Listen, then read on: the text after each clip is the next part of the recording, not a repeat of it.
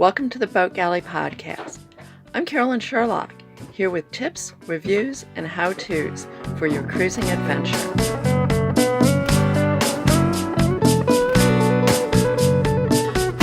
This episode of the Boat Galley podcast is sponsored by mahalosailing.com.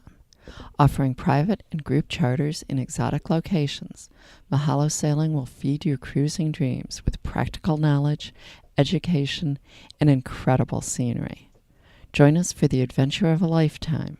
Use coupon code ALOHA18 for a $50 discount. mahalosailing.com. Make your vacation dreams come true. Slow down, slow down. In the last episode, I talked a little about the importance of ventilation in a boat. I wanted to discuss it a little bit more today and ways to make major improvements in your boat's ventilation. Summer heat is a huge issue for many cruisers, and cooking heat is a big part of it. The size and layout of most boats means that cooking heat isn't confined to just the galley, but spreads throughout the entire inside of the boat. Different cruisers cope in different ways. Some stay in marinas where they can run air conditioning. Some opt for being part-year cruisers, either returning to a second home or making extended visits to family and friends. Others cope by more or less refusing to cook in the galley, instead using the grill for almost everything. With both of our cruising boats, a Tiana 37 in Sea of Cortez and a small catamaran in the Florida Keys and Bahamas, we opted for a fourth choice, improving our boat's ventilation so the cooking heat didn't stay in the boat. We wanted to be out in the islands, not at a marina, not visiting friends. The summer is gorgeous in these locations with fewer other boats, and the water is clearest for snorkeling when the temperatures are the hottest. And while we use the grill somewhat, I tended to cook on the stove instead of in the oven. Although I did still bake bread, we didn't want to totally change our lifestyle. With a little work and a few $100s in supplies, less than a cost of a month in a slip or airfare back to the U.S., we dramatically improved the ventilation on our boat without significantly increasing the electrical load. Summers were actually enjoyable, and when other cruisers came aboard either one of our boats, most remarked about how much cooler our boat was than theirs. So here are our 5 keys to improving our boat's ventilation. First off, 2 things that are totally free. Remove the screens when there are no bugs. In the Sea of Cortez, and also in many places in the Bahamas, there were rarely bugs to the point where we felt the need for screens. And when the breeze is light, screens block a lot of air movement. When there aren't a lot of bugs around, try taking your screens out and see how much more air comes into the boat. If needed, replace the screens near sunset or whenever bugs come out where you are. And along the same lines, don't use no-seam screens if regular ones will do. No-seam screens almost totally block any wind. Next, open up the cockpit as much as possible.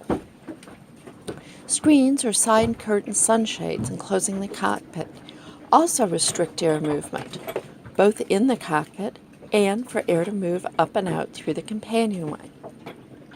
When we had our Dodger and Bimini redesigned on our Tiana 37, our canvas maker suggested that we make the windshield totally removable with zippers, another huge improvement to the airflow.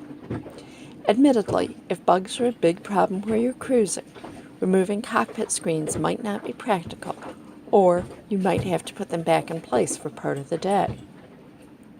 Now, 3 more suggestions for improved ventilation, none of which qualify as cheap, but all of which we felt were well worth the money. First is low-draw 12-volt fans.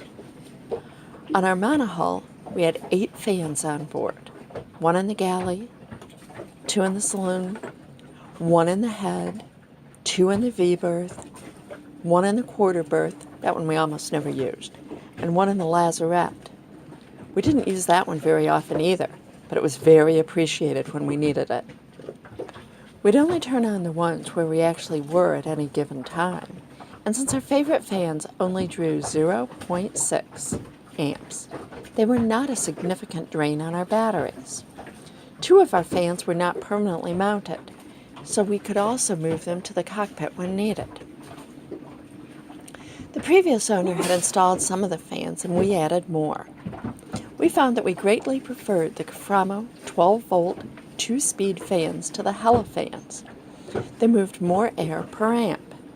And as a side note, we like the simple 2-speed Caframos with finger-safe blades and no cage the best. Some of their other models seem to have problems with reliability. A wind scoop or 2, depending on your boat's configuration, will bring even the slightest breeze into your boat.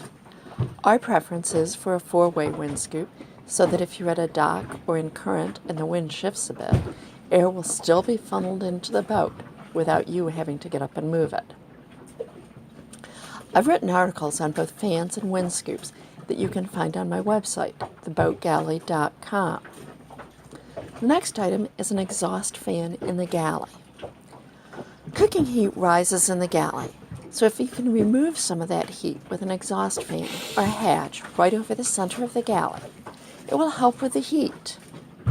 Now, Dave thought that the exhaust fan didn't do much for heat in the rest of the boat, but I thought it certainly improved the galley, particularly right while I was cooking. There are 2 types of exhaust fans, solar-powered and hardwired. We opted for solar-powered because it would have been hard to run wires where we needed them, and also because we didn't want to add to the load on the house batteries.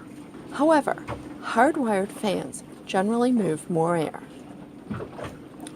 We removed a passive ventilation Dorade box and installed an exhaust fan in its place.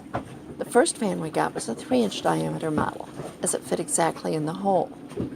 When it died, we replaced it with a 4-inch fan, which moved considerably more air. As every boat is different in its configuration, it's hard for me to make specific recommendations. But a few considerations on an exhaust fan include: the larger the diameter of the fan blades, the more air the fan will move. Make sure you can set any fan you buy to exhaust.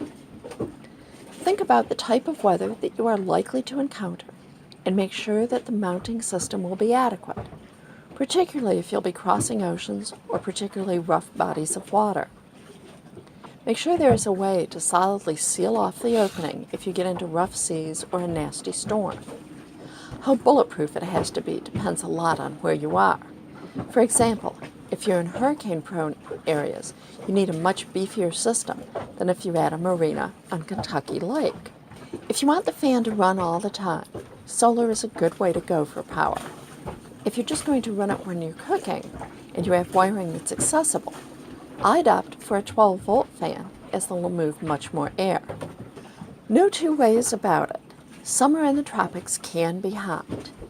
Dave and I, coming from the Midwest, were somewhat more acclimated to it than friends who had come from the much cooler Pacific coast. Still, the key for us was planning and preparing in the cooler season for the summer.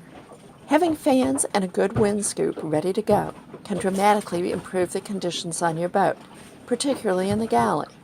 And in many places, such as for us in the Sea of Cortez, summer was such a wonderful time to be cruising, the clearest water for snorkeling, and generally very calm seas. I sure would have hated to miss it. Until next time, then. Thanks for listening. If you like the show, please be sure to subscribe in your podcast app. Just search for the Boat Galley Podcast. And reviews are always appreciated. Until next time, then. Slow down, slow down.